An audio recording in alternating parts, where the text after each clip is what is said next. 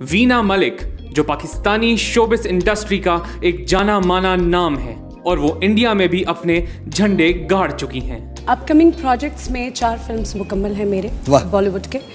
One is दाल में कुछ काला है।